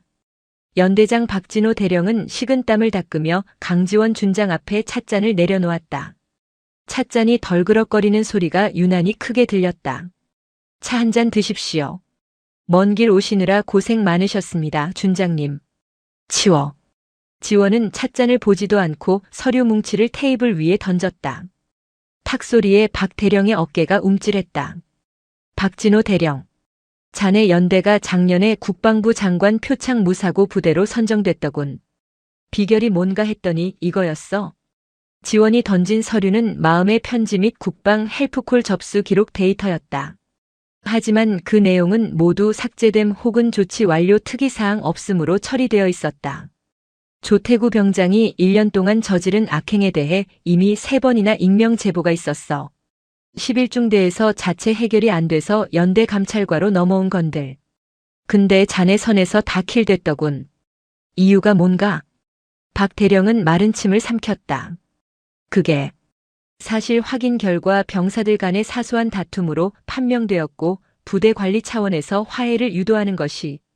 화해? 지원이 헛웃음을 터뜨렸다. 돈 뺏고 패는 게 다툼이야? 그건 범죄야. 자네는 범죄를 인지하고도 수사기관에 이첩하지 않고 덮었어. 왜? 자네 진급 심사가 코앞이라서? 사고 없는 부대 타이틀 유지하려고? 지원은 자리에서 벌떡 일어났다. 그녀는 벽에 걸려있는 화려한 무사고 부대 표창 액자를 향해 걸어가더니 망설임 없이 바닥으로 내동댕이 쳤다. 와장창. 유리 파편이 사방으로 튀었다.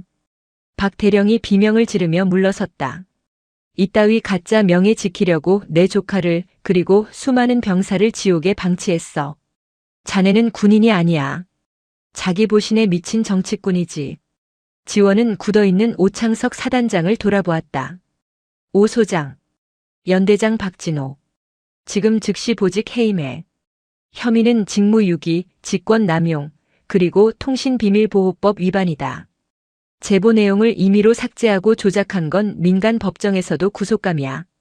알겠습니다. 헌병대. 연대장 연행해. 사단장의 고함에 헌병들이 머뭇거리며 들어왔다.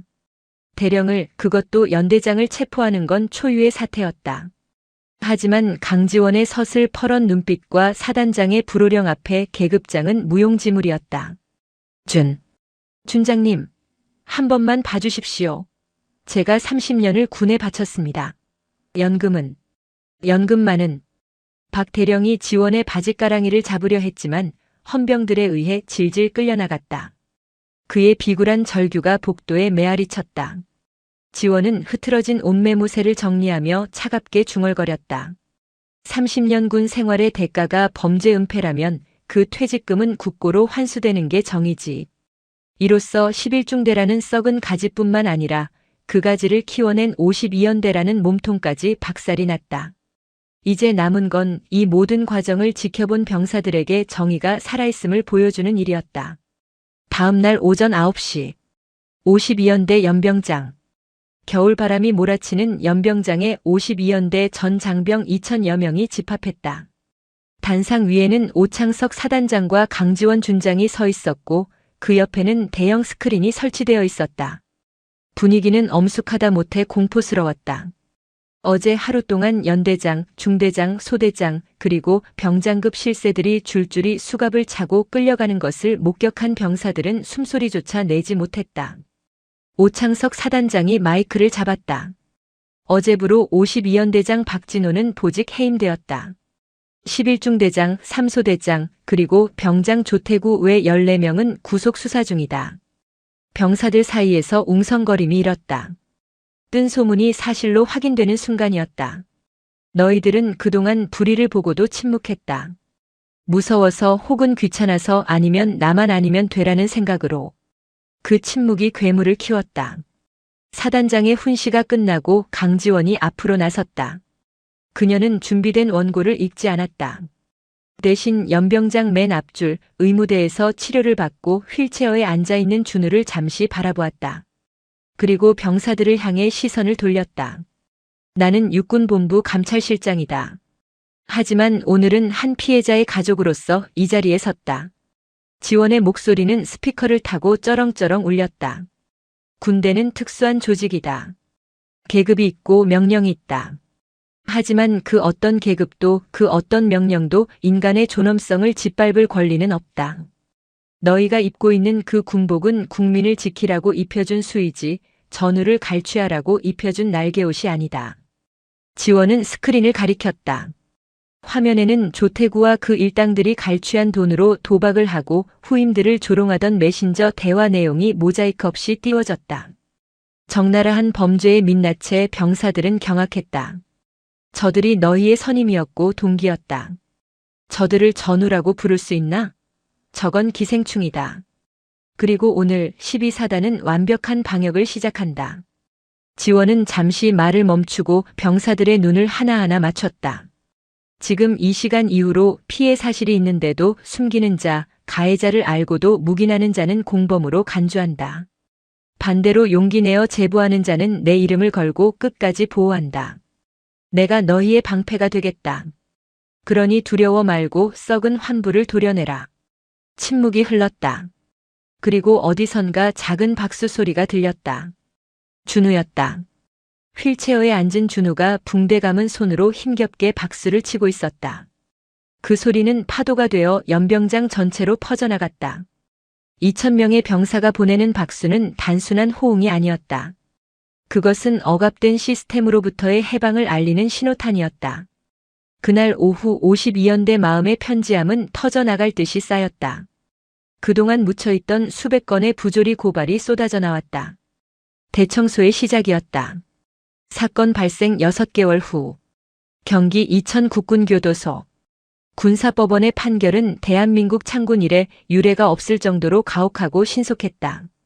12사단 사건은 언론을 통해 인재군판 더 글로리로 불리며 전 국민적 공분을 샀기에 재판부는 일말의 관용도 베풀지 않았다. 법정안. 피고인석에 선 조태구는 죄수복을 입고 있었다. 머리는 빡빡 밀렸고 살이 쏙 빠져 광대뼈가 툭 튀어나와 있었다. 피고인 조태구. 징역 5년. 판사의 선고에 조태구의 다리가 풀렸다. 특수가혹행위, 공갈, 상습도박, 정보통신망법 위반 등 죄질이 극히 불량하며 반성의 기미가 없고 피해자에게 심각한 정신적 고통을 안겨준 점을 고려하여 중형을 선고한다. 또한 불법 취득한 범죄 수익 1억 2천만 원 전액을 추징한다. 5년. 20대 청춘의 절반이 감옥에서 날아가게 생겼다. 게다가 1억 2천만 원의 추징금은 출소 후 그를 평생 빚더미에 앉게 할 족쇄였다. 조태구는 방청석을 향해 고개를 돌렸다. 하지만 그곳에는 가족도 친구도 없었다. 오직 강지원 준장만이 팔짱을 낀 채 그를 차갑게 내려다보고 있었다. 끌고 가. 교도관들이 조태구를 양쪽에서 붙잡았다. 잘못했습니다. 준장님. 준우야. 내가 미안해. 한 번만. 그의 비명은 두꺼운 철문 뒤로 사라졌다. 김철민 중위는 징역 3년의 실형과 함께 불명예 전역 처리되었다. 군인 연금 박탈은 물론이고 성범죄 및 공갈 방조 이력이 남아 사회에서도 정상적인 취업은 불가능해졌다. 그는 법정을 나가며 강지원과 눈이 마주쳤지만 서둘러 고개를 숙였다. 그에게 강지원은 평생 꿈에 나올 저승사자였다. 사건을 은폐했던 연대장 박진호 대령은 파면되었고 군 형법상 직무유기죄로 징역 1년 6월에 집행유예 3년을 선고받았다. 30년 군 생활의 명예는 시궁창에 처박혔고 그는 연금 한 푼 받지 못한 채 빈손으로 군문을 나서야 했다. 오창석 사단장은 지휘 책임을 물어 정직 3개월의 중징계를 받았다. 진급길은 막혔지만 그는 스스로 전역 지원서를 내지 않았다. 대신 남은 임기 동안 12사단을 가장 투명한 부대로 만들겠다며 매일 밤 야전 침대에서 잠을 청하고 있었다.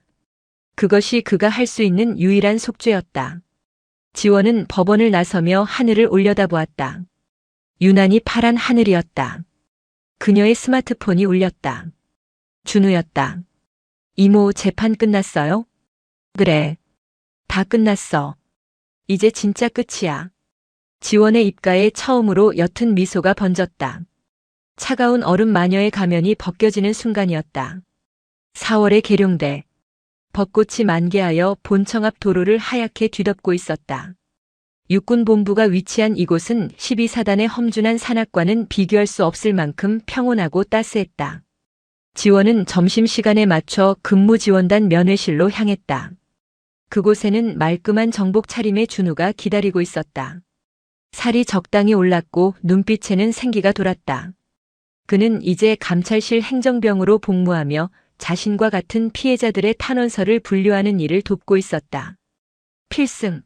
상병 박준우. 준우가 씩씩하게 격려했다. 손목의 멍 자국은 사라졌고 그 자리에는 지원이 새로 사준 전자시계가 채워져 있었다. 경례각이 좀 나오네 이제. 나가자. 예약해뒀어. 지원은 준우를 데리고 계룡대 인근의 고급 한정식 집으로 데려갔다. 프라이빗 룸에 앉자 임금님 수라상 부럽지 않은 음식들이 상다리가 부러지게 차려졌다. 갈비찜, 신선로, 그리고 준우가 가장 좋아하는 육회가 가득했다. 와. 이모, 이거 다 먹어도 돼요? 다 먹어. 남기면 영창 보낸다.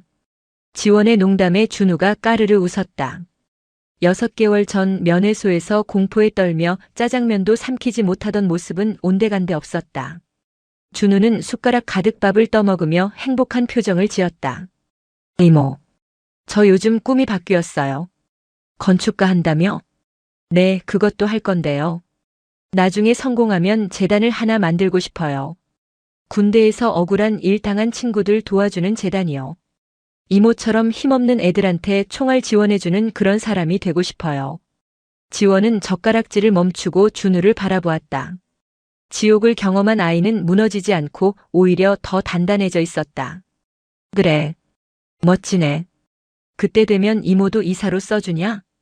에이, 이모는 회장님 하셔야죠. 두 사람은 마주보고 웃었다. 창밖으로 벚꽃잎 하나가 날아와 식탁 위에 사뿐히 내려앉았다. 지원은 와인잔 대신 물잔을 들었다. 준우야. 네. 고생했다. 그리고 버텨줘서 고맙다. 이모가 구해줬잖아요. 저 평생 효도할게요. 지원은 물을 한 모금 마시며 생각했다. 정이라는 것은 거창한 구호나 법전 속에 있는 것이 아니었다. 사랑하는 조카가 밥 한 그릇을 맘 편히 비울 수 있게 지켜주는 것. 공포 없이 내일을 꿈꿀 수 있게 해주는 것.